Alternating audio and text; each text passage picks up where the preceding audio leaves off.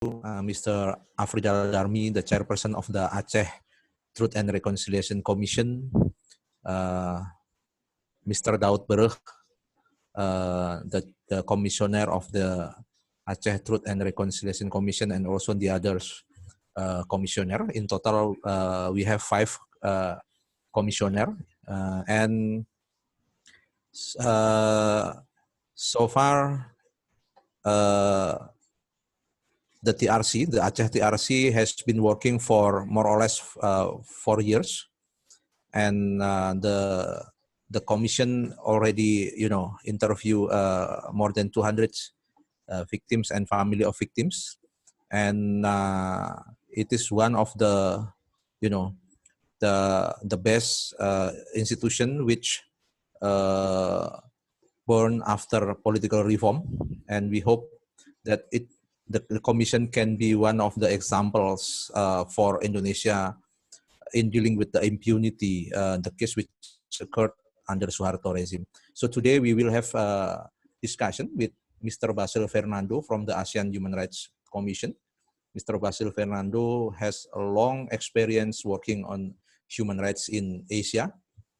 And Mr. Basil also has experience, for instance, like in Cambodia, Sri Lanka, India, Bangladesh, Nepal, etc. So we hope that today's discussion will, contribute to the work of Aceh Truth and Reconciliation Commission in particular, and also for Indonesia transitional justice in general. And also it can be, lesson learned from for other country in Asia. So Mr. Basil, thank you for the time, and I will give the occasion to you now to, to lead the discussion and also interview with all commissioner of the Aceh TRC. So please welcome Mr. Basil. Thank you very much. It's very nice to be talking to you, Chairperson, and Mr. Daud. Maybe others will join.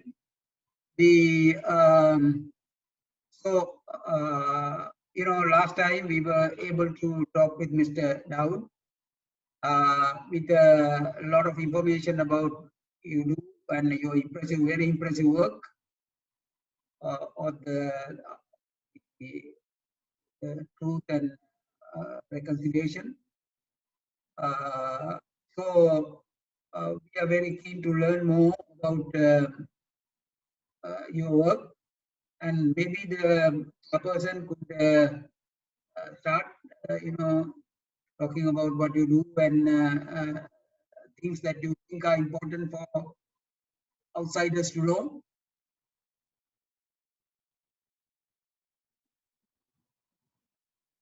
I think you need to. Yeah.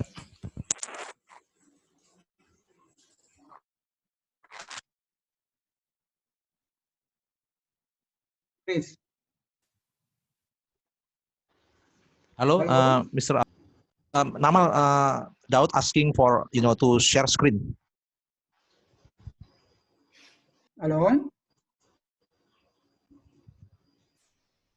Yeah, hello. Mr. Daud, hello. Mr. Afridal, hello. Yeah, okay. They are asked. Okay. Namal, share the screen. Daud asking to share screen presentation.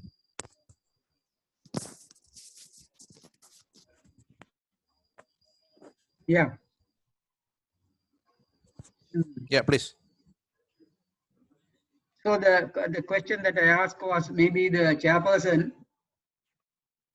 would explain a little bit more about what they do and what are some of the things that they would like the outside world to know about their work.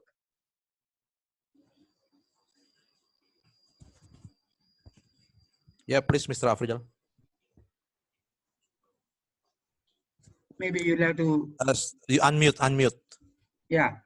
The microphone. Yeah. Okay.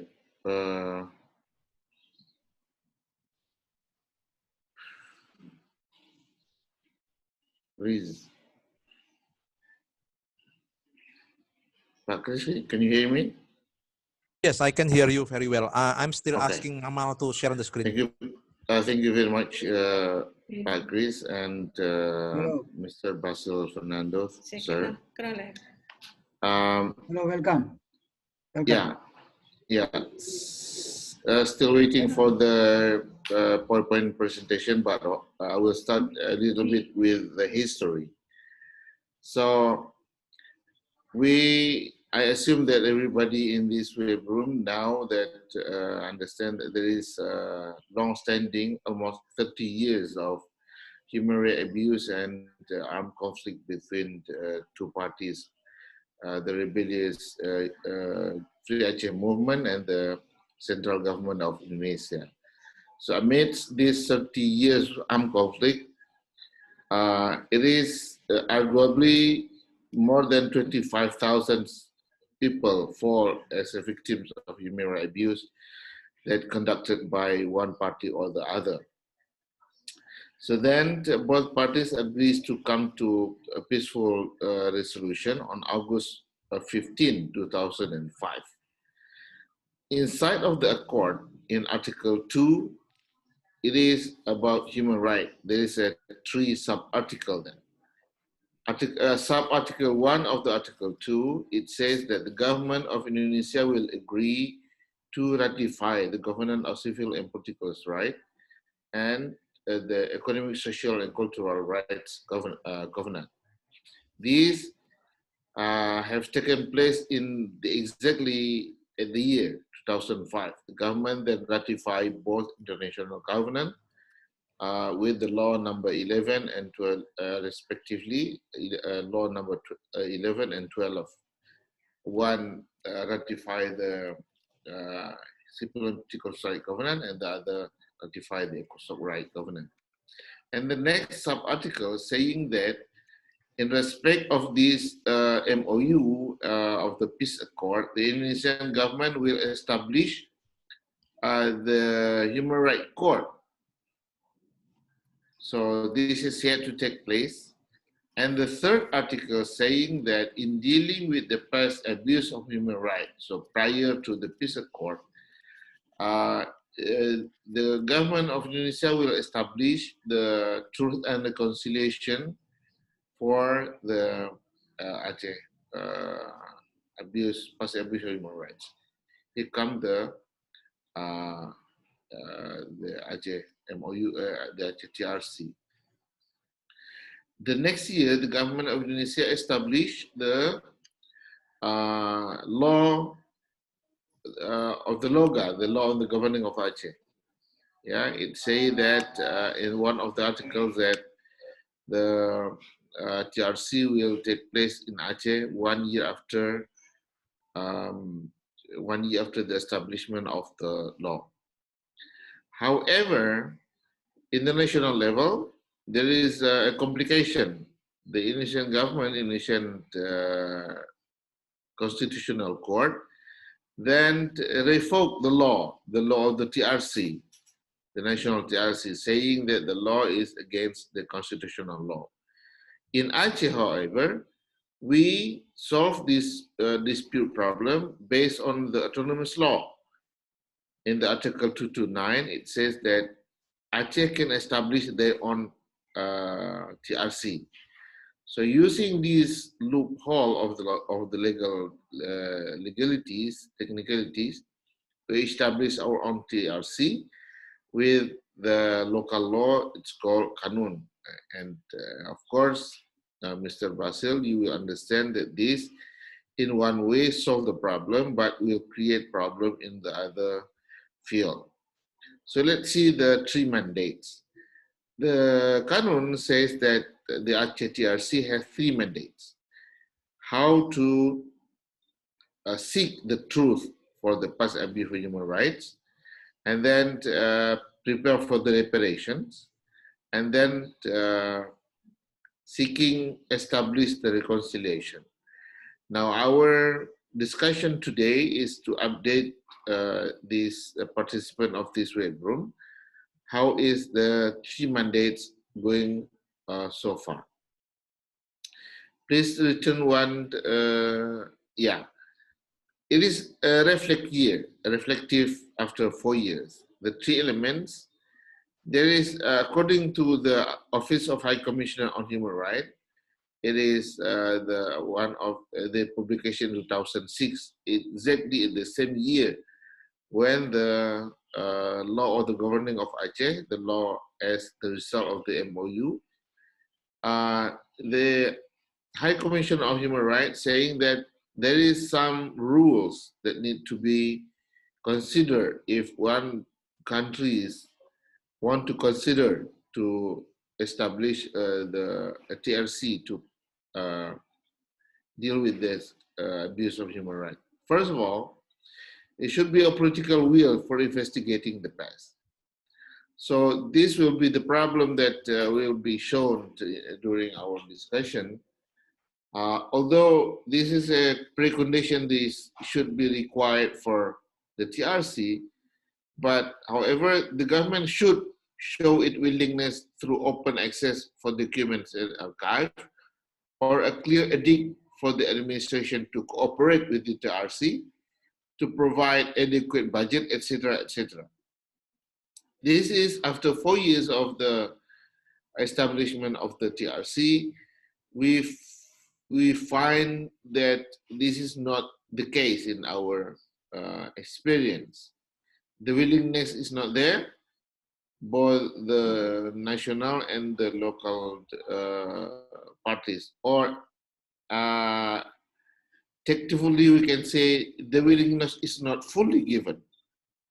There is some willingness, there is some budget, but it's not fully like we expect to run for a successful TRC. And then the violent conflict is ended. The condition is secure enough for victims to come forward and testify. Although the accord is effectively end the armed conflict, there is no relative here. There is no gun that taking any victims anymore since the date of the signing of the MOU. But however, the second part, the condition is secure enough for victims to come forward and testify, is not really or fully established. Hello? Yes, you're following. Yeah, yeah. Yeah, please continue. Here in Indonesia, please return to the slide. Here in Indonesia, the victims cannot fully express their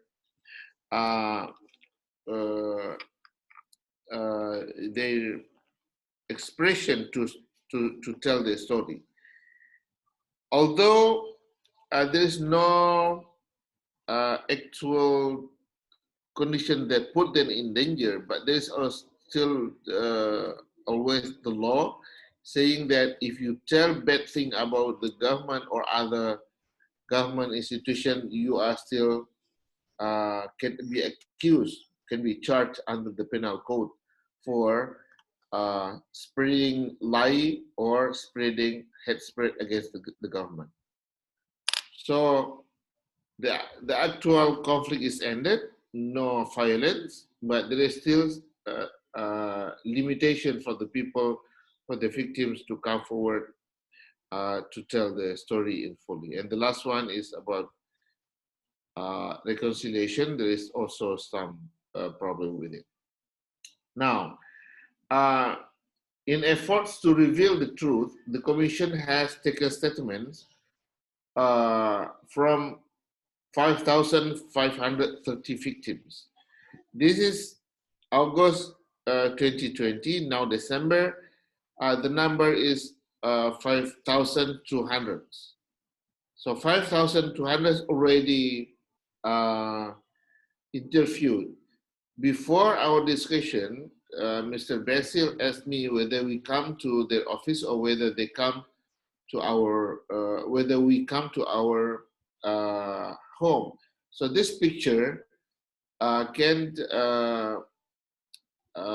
put that question.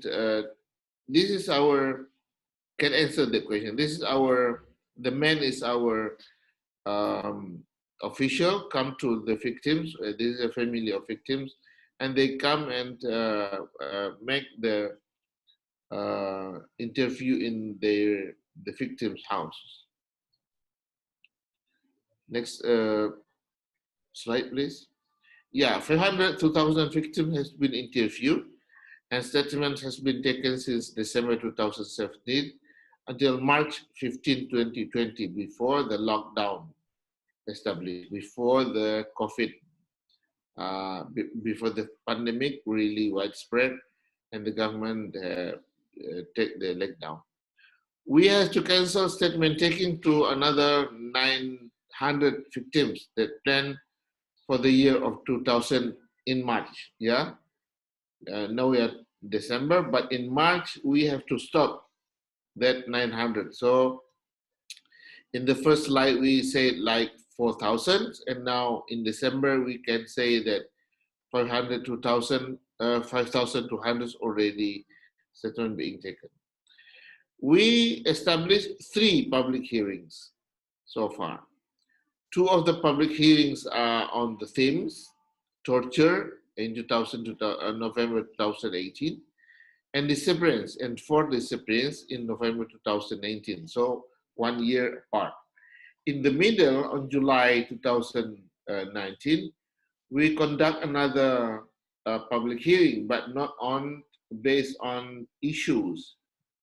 Rather, we are based on geographic coverage in the North Coast.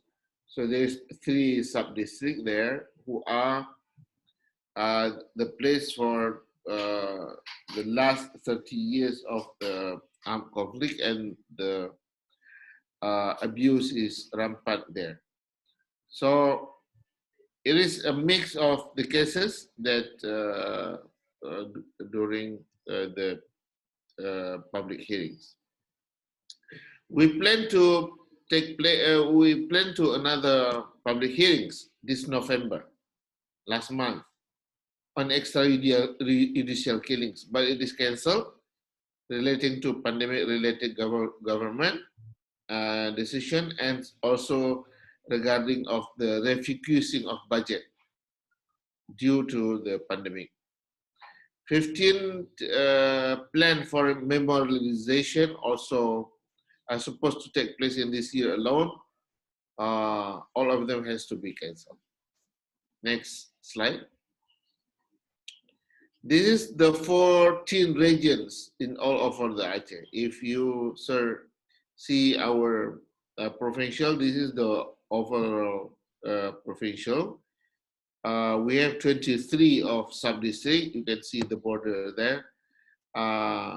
For 5 million populations, and assumedly 25,000 cases of human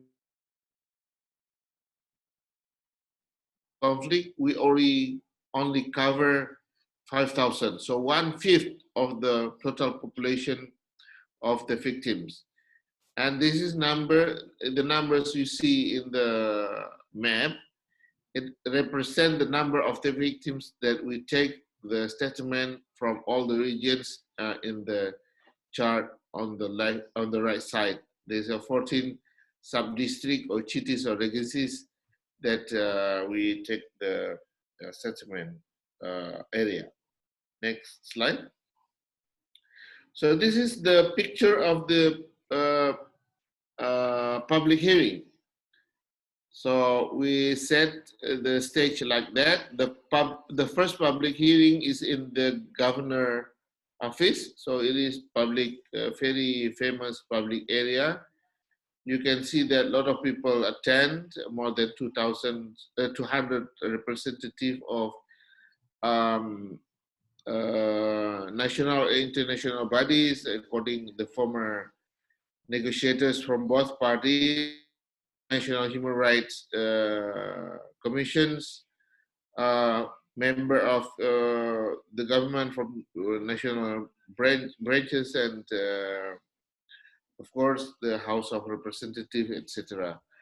And even the representative of embassies, international embassies that come from Jakarta to Aceh to attend the meeting. The second public hearing is the one that took place in House of Representatives room in Lok Sumawe. This is the one that, as I told you, based on the geographic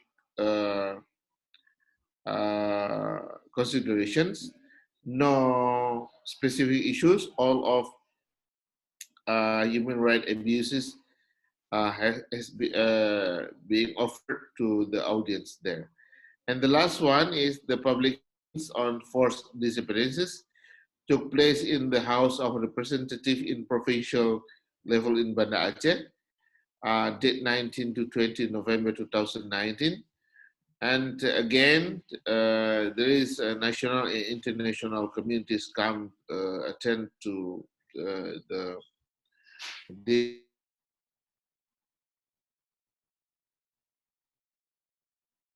Hello? Hello? Hello? Pak Daud, yeah, please continue. Yeah. Can you hear me, sir? Yeah, please. Yes, Okay, please. Okay. The all of the three public hearing have been has to be conducted without anybody.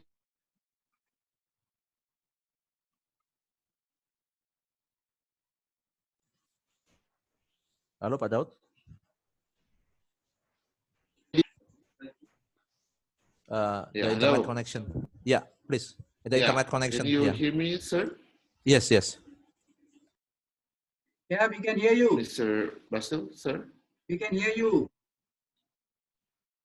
Saya. Very clear. Pak Kris gimana? Lanjut. Lanjut, clear. Okay. So nobody can take anything from outside of this public hearing. Something that's really weird for public hearing, I guess, but that is the way we have to do it. So this public hearing, the right for truth is not really can be implemented in full in regarding our TRC, but that is what we got, and that we do our work. Hopefully that can be changed in the future, but so far that is the way we have to do it. Otherwise, we cannot do it at all. Next slide, please. So, reparation, the second mandate of our works. This is our governor in the middle, the one with the cap and the spectacle. And after, on our third years, we at last can meet him, and we give him recommendation of reparation. And he accepts us, and 245 names of the victims is being submitted to him, and then he, the governor, then established an edict. It is a decree number 300, 1296, 2020, about the organ reparations. So this is already in the hand of the government, but we have yet to see it is effective implemented, and we have yet to get the feedback from the government whether this be implemented in fully, or what is the current condition of these 245 names. Next slide, please. Yeah, this is in the time of the pandemic. Come March 2020, we, aside from these 245 names, we submit another 4,289 names to get benefit from the COVID-19 government relief policy. But so far, we don't know the current situation of these names, whether they get their right so far or not. But as long as our obligation to submit the name for the reparation we are already submit, and we only need to monitor the implementation so far. Next slide, please. Oh, this is our perspective. I think we are in the right-minded groups here that the reparation is a right for the victim that is protected by the international law. But our critics in our observation so far that the government of Indonesia not seeing this in this perspective. Rather, they see this as something outside of the relationship with the past abuse of human rights. They will see this as the obligation to spread welfare, regardless whether the people has any relation to the human rights abuses, or even some charity. So this is the perspective we would like to struggle with, and we have yet to see whether the government adopt our perspective or not. So there's 5 kind of reparation we urge the government to fulfill. Restitution, psychological rehabilitation, right to satisfaction, compensation and guarantee for non-recurrence, and we are yet to see that the government take this as their own perspective as well. So this will need some monitoring and evaluation, maybe some deep talk and discussion and never ending of advocacy to see this really ingrained in people who are in power in Aceh. Next slide. So seeing that,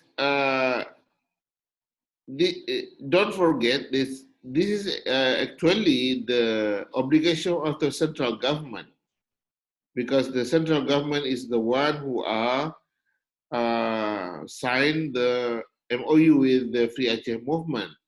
Only because of the national law on TRC has been revoked by the national constitution that then the Aceh government, the provincial government, take initiative to come forward and, just to kick the ball forward. So, in reminding the central government that they should return to their obligation according to the MOU, we come to Jakarta, we make our paper and present it to the central government. So this is the picture depicting of some help we got from Human Rights Director General of Human Rights, Presidential Staff Offices, the national planning for development bodies in Jakarta, and the House of Representative member. So we bring the document to them, and we submit it to them, saying that, sir, this is our work so far. We don't have any intention to release you from your own obligation. We just do it for the victims' benefit. So just do not forget that. Next. So this is the response from the national government. We encourage the formation of national task force in effort to support the reparation for the victims of past abuse of human rights. So the Minister of Human Rights and Justice received our submission, and they established their own task force for that. But again, we have yet to see that this political decision to bear fruit in in the immediate future. In order to respond to the impact of the COVID-19, Minister of Women Empowerment and Child Protection in Jakarta had requested some data to the Aceh TRC. So we, among the 5,200 names that we already collected, we saw 1,375 the victims, the women survey force, as names that should be get benefit from the minister. We already submitted, and we are waiting for the response from the central government. Next.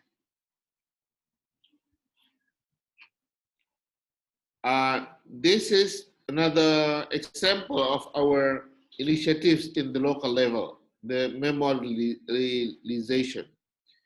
This is in December 10 last year, 2019, one of our four of our commissioner come to a place respectively in East Aceh and in PD and PD Jaya to conduct the memorialization for the victims there. We bring this monument to respect that victims of human rights there, and we have this with the support of the local government, of the agencies, of the majors of the big district and cities.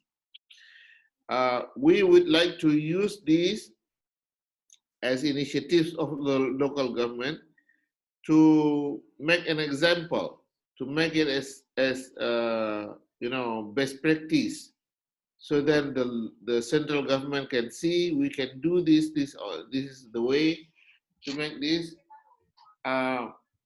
In the marble, we write down the name of the victims, and with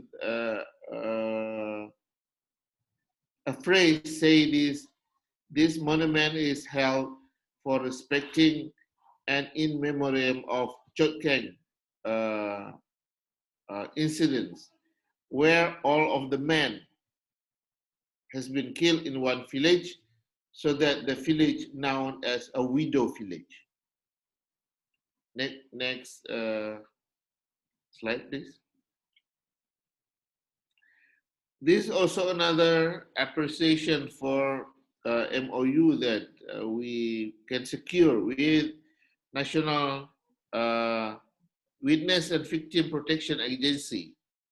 In Indonesia, we have this agency. It is in a national human rights agency, and we signed the MOU. This have a big impact to our work.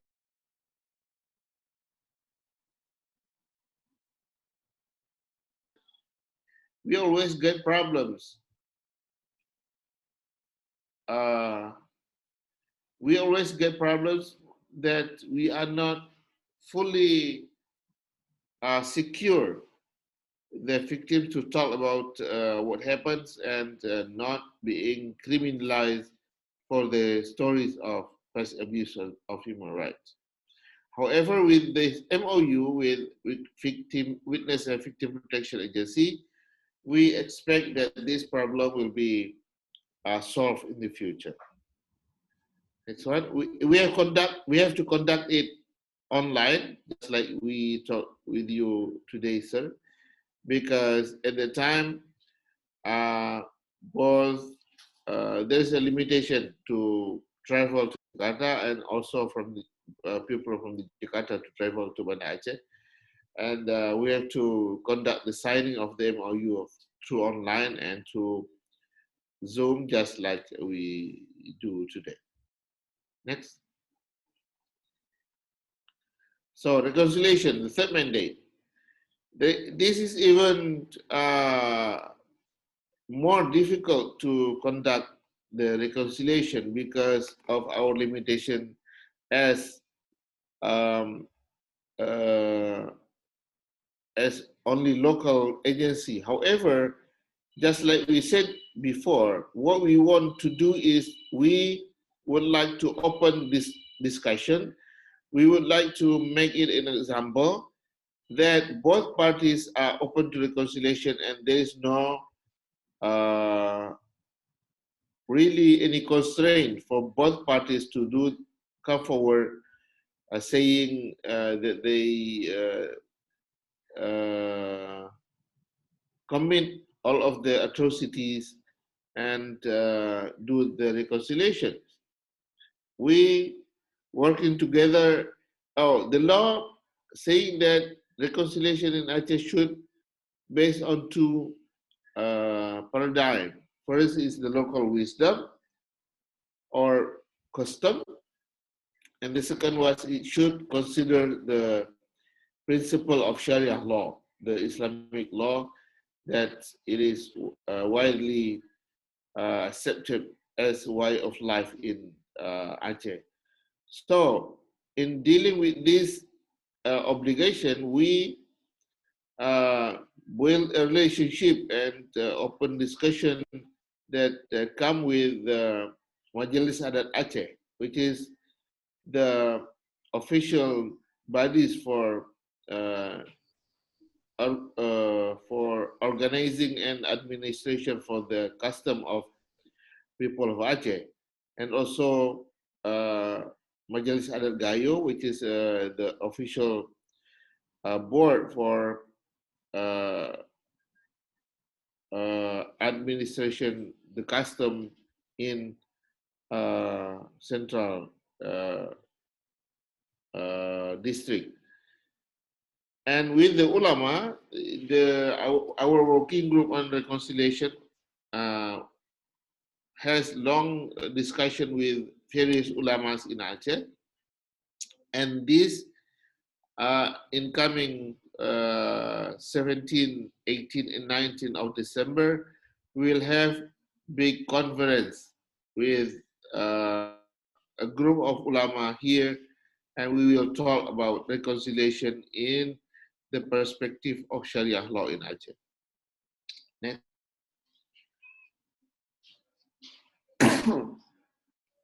So, however, in the future, we have yet see any victims who are fully get their reparations right in full.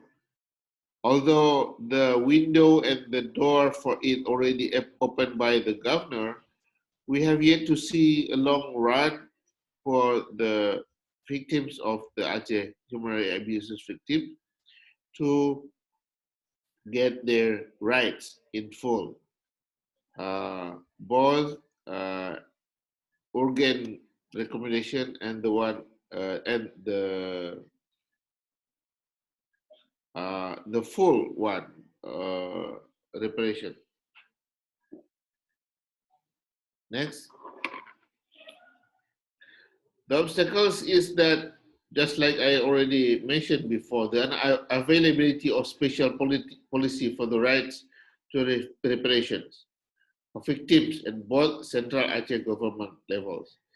For the government, reparation is merely just doing the business as usual. As yet, they decide that reparation is something special with the paradigm of human rights and the rights of the victims at its core. No, I think we have to see in the long run that this will be need for the world to make this possible.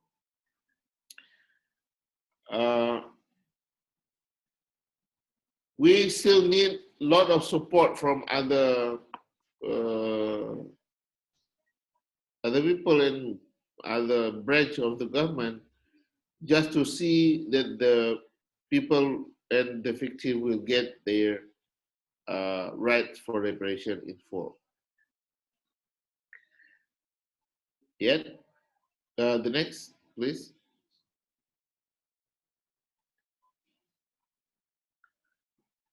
And just like I think in any part of the world, it is already 15 years of the MOU itself, and even 45 years if we the counting start from the early nine of the armed conflict.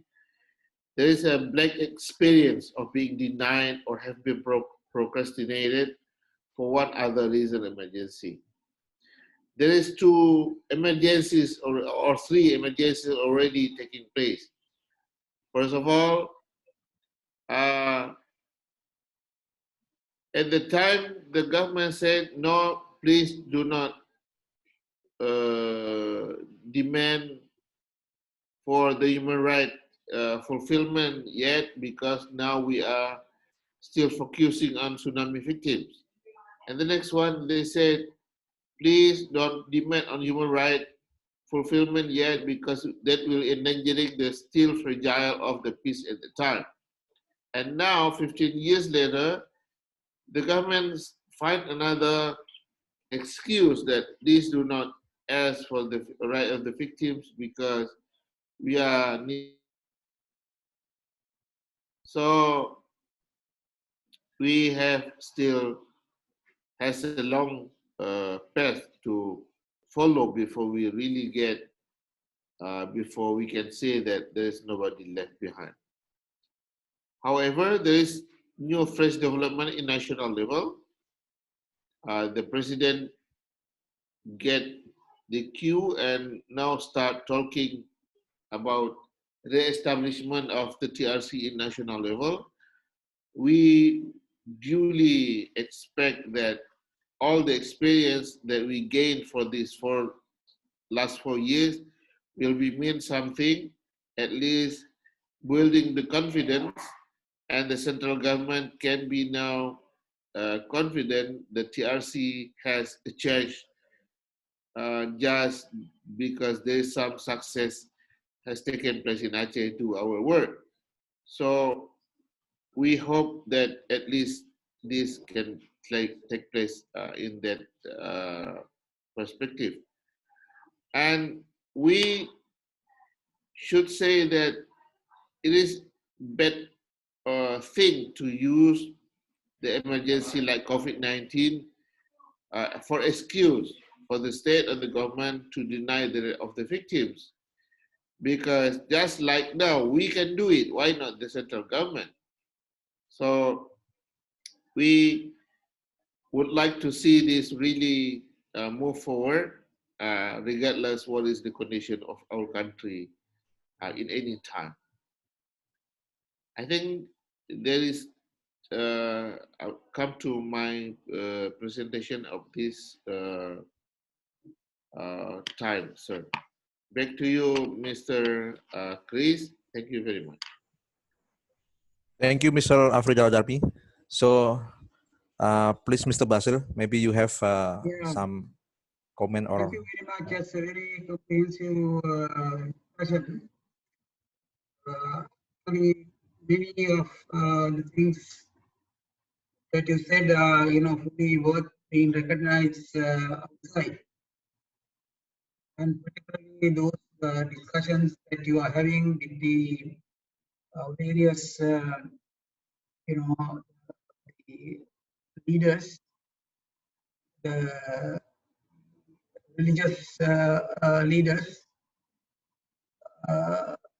in terms of using the cultural and local religious traditions in the process of reconciliation. Because at the end, it is this kind of understanding and that can develop into tolerance and, have a kind of solution.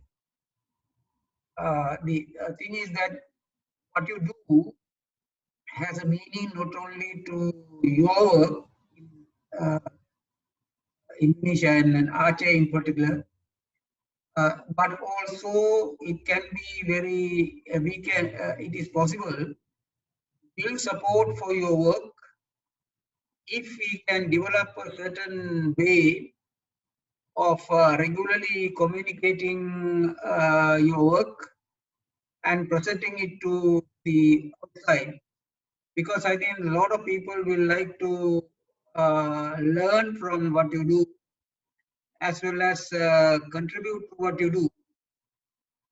Because I think in terms of Asia, this is the only Truth and Reconciliation Commission that is working. As you say, there are a lot of difficulties, there are a lot of problems, but despite of these problems, the very fact that at least one the commission is working in this manner is a good example for many people to learn from that. So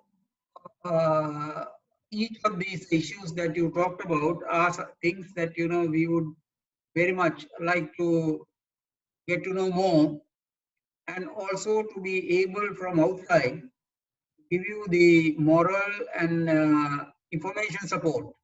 We can take a message to the outside, what you are learning, the discussions that you have, and from that what you learn, it is possible for us to help you to take them to an outside audiences, so that they benefit as well as you also benefit, and you will find a more global support for your work.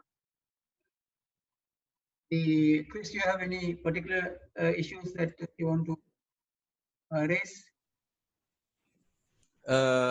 Thank you very much, Mr. Basil. So I think the point that Mr. Basil raised is very, interesting, and it's also valuable support for Aceh TRC. How make the TRC's work become, regional discourse and also international discourse, and in the end we could get more support from the international, community.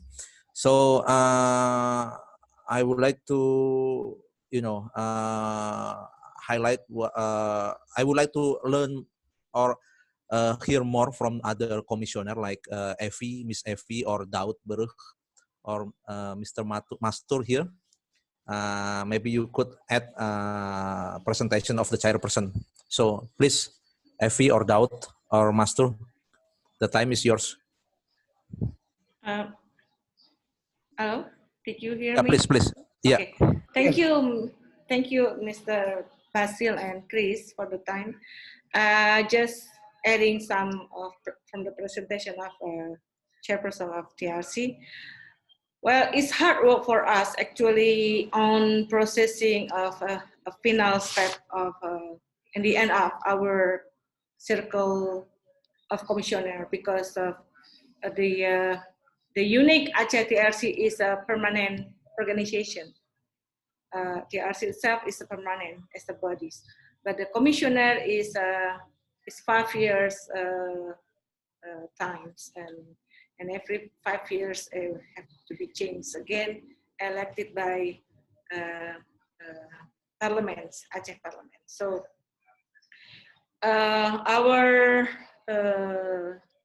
time is going in 2021 in October actually, and then we're going to prepare of our final funding. So because of the nature of the work of the TRC itself is recommendation for the preparation and also facilitating of the reconciliation, is probably the reconciliation is hard part to proceed it, because it's taking some a lot of energy to do it.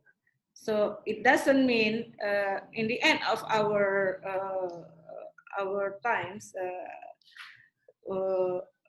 it's mean that we are not to do the reconciliation, but this is for the futures, for the next commissioners. So, but the reparation itself, we have to produce is the numbers that has been presented by chairperson. It's about 5,000 people that we have to recommendation on comprehensive reparation. It's something hard work too, because only recommendation that our mandate. So meanwhile, in Aceh, there is no organization or there is no institution who will running the recommendation from the TRC, unless in the local laws mention that our recommendation is giving to the Aceh governments, and Aceh government will point it the others organization in the government. So to run of our recommendation, but we are already thinking that this will be very fragile, because giving a recommendation without knowing who will run the reparation is also something that question mark for us, for Aceh TRC for right now, because of as you might know, it's many countries, it's a very lack of commitment on the support the victims. So it's very interesting actually that if we can rising of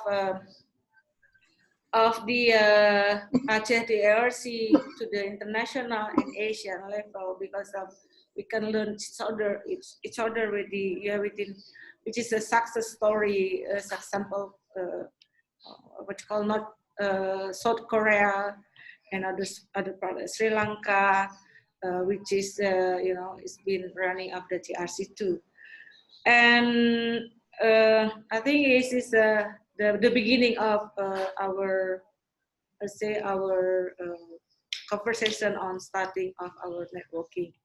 Perhaps that the features that we will have a big event, yeah, Chris, big people will come, will join these activities, and then we can work together to support what the Aceh TRC been done, and also what else that we can learn. And I think that's for me, Chris and Basil. I'm sorry I cannot join anymore because I have another webinar to attend. So thank you very much, and see you in the next the next webinar. Thank you, Effie. Yeah, thank you, Chris. So, yeah, it is very interesting what you said. Maybe we can find some other time to have a long discussion on these things regarding saying that, for example, that identifying recommend those who are recommended and not knowing who will implement and things like that. So some of these difficult areas maybe we can try to understand. And I think what we can do is from outside to have a more active cooperation, trying to build, because although you say that, the other two, the Korean one is virtually, it belongs to the past. Sri Lanka doesn't have one. Sri Lanka doesn't have a truth and reconciliation mission because the government is opposed to that. They have only what they call for disappearances, kind of to see where you can just record their name. There's office, but there is no opportunity for people to come and speak and let us know what happened to their loved ones and express their knowledge. So actually speaking, at the moment, the active one is your one. And I think outsiders can help to make it a greater success. Of course, these things, we given the other problems in our countries, the level of development, the level of our legal institutions, all this is going to affect the truth and reconciliation.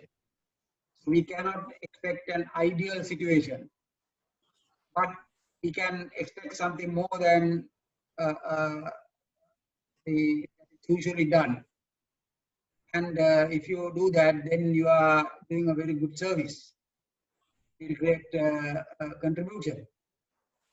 So maybe, you know, in that area we can discuss more, get the more details of there and what we can do to help work on outside, and also to in any way to build support. Okay, thank you, Mr. Basil. So, Mr. Daud, so the point from Mr. Basil is that how to strengthen the outside support, especially in the international level, because as Ms. Effie raised that the one of the strength point and also weaknesses as well that the TRC Aceh TRC is that the Commission merely issued recommendation, and the recommendation rely on the governments, either provincial government and also national government. So that's why Mr. Basil raised very important point to strengthen outside support, international support, to enhance the work of Aceh TRC. So, Mr. Daud, would you like to to delve deeper on that point, please?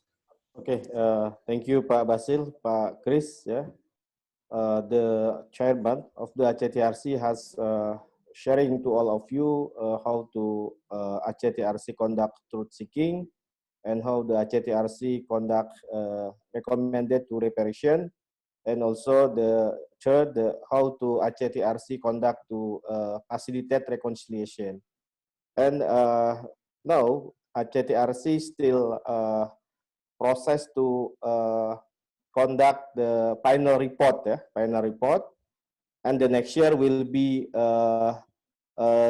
given by the Indonesian government, and also I hope the HCRC gets the support Aceh TRC by the dissemination report. Yeah, maybe the next year we will share to the report in Hong Kong, maybe if the pandemic's recovery pandemic, and also other support from the HCRC. HCRC, I know a lot of the experiences, especially for the thematic issues, thematic issue, torture, enforced disappearances, and also comparison all the TRC in the other countries. Maybe in your country, Pak Basil, Sri Lanka also have the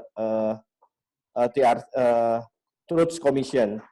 And I hope also HCRC always support the Aceh TRC. I think only that, Pak Chris. And I'm very happy Pak Basil and HCRC for discuss today. Thank you, Pak Basil and Pak Chris. But one of the things we can do for the time being is that because of this COVID and we cannot have physically meet, we can try to organize a webinar where which we can open up for others to listen. Maybe two, 3 people from the commission can speak, say, for example, 10-15 minutes on one aspect. And then HRC will also support, so we can have about 4 speakers and open it up for many other people. So that way we can get your truth and reconciliation issue discussed with a wider audience, and we can help, do the help for organizing and letting other people know and getting more people to be involved. What do you think about that idea? Very interesting. Mr. Afrijal, maybe you would like to comment on the Mr. Basil's suggestion? I think it's a great idea, Pak Basil. Although that this also, we try to do this in the last years, However, more people to come forward and help us. Every help is welcome. With more international eyes on Aceh, we can at least, first of all, we can help. That will help our position between the central government and with the Aceh government itself. With the central government, we really would like to make them understand that they have to fulfill their obligation under the peace accord. Otherwise, they will fail to do it, and their counterparts in Aceh, this Free Aceh movement, and say the central government not do their part of the MOU, and they can withdraw from the peace process. This is one danger that is really something we cannot we can afford, because otherwise these 15 years with relatively calm and peaceful condition can deteriorate in any moment, and we bring back into the condition of war again. So international attention is always necessary. However, there's also some practical things that we also would like to seek possibilities of it. Lately, with the help of, among others, our beloved brother Chris, we help the survivor or the victims as well. Since we know that the attention to the victim is not yet come in the way and in the time, in the speed that we want to see, so we use our imagination how to get attention from other parties as well. So Brother Chris, with his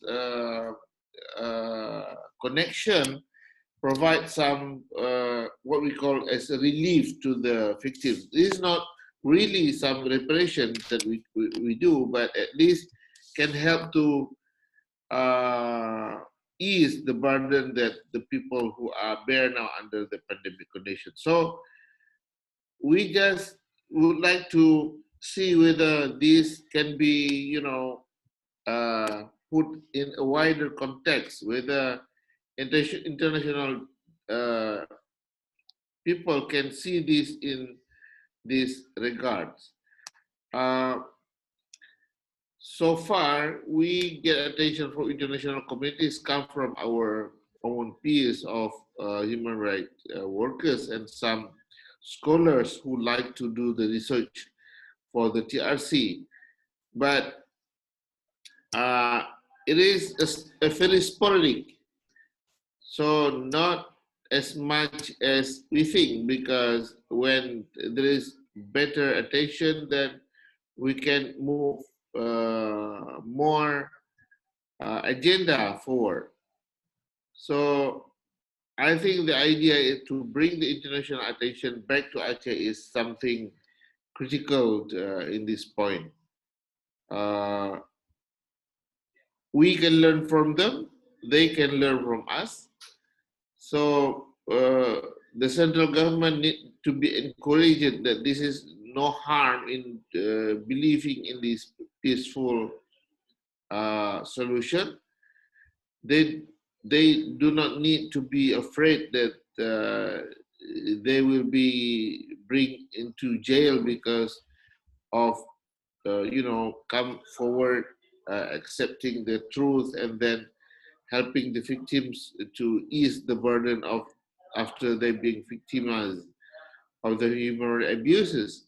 So I'd love to see that will take place in our case, pharmacy. Thank you for your kind word for and suggestion for that. Thank you, Mr. Afrizal. Yeah. Yeah, please, Mr. Basil, do you have something to say? Yeah, so I think with Chris, we will discuss in more detail and we will get back to you. Yes. About a possible plan of action for Yeah. some period. And then we will, little by little, get involved more and try to do whatever we can. Okay, thank you, Mr. Basil. So we are all agreeing that this is just the beginning of our engagement. Yeah. And as Mr. Basil suggests, and also the chairperson suggests that after today's discussion, then we can develop further, engagement between HRC and also the Aceh TRC, how to strengthen and also enhance the work of the Aceh TRC. One of the activity that Mr. Basil suggests is that we should have specific webinar with 2 or 3 speakers and involving more people, not only from Indonesia but also maybe outside, so they can sharing experiences, especially on how to dealing with the transitional justice, because Aceh, as Mr. Basil stated in the beginning of the webinar, is one of the best example, actually, the initiative in Asia. So other country also can learn and also share, because it is also important to TRC how to fulfill the victims' rights, because point that raised by Mr. Afridal and also Mr. Daud and Effie, we also found some weaknesses, the recommendation, but we don't know how much the governments can fulfill the recommendation. That is also important. That's why regional organizations and international organizations should support the work of Aceh TRC. So we will publish this discussion, Mr. Afridal, to gain more support. We will publish it through HRC website, HRC mailing list. We will deliver this discussion to all of our network in Asia and also in the international level, so they can learn, they can listen what we are discussing today. So that is the last point that I would like to raise. Mr. Basil, do you have something before we close? No, it's very nice talking to everybody, and Chairperson, Daud, and Lady. Yeah. And we hope to keep this contacts going. And we also wish you work success. Thank you. Mr. Afridal, would you like to say something?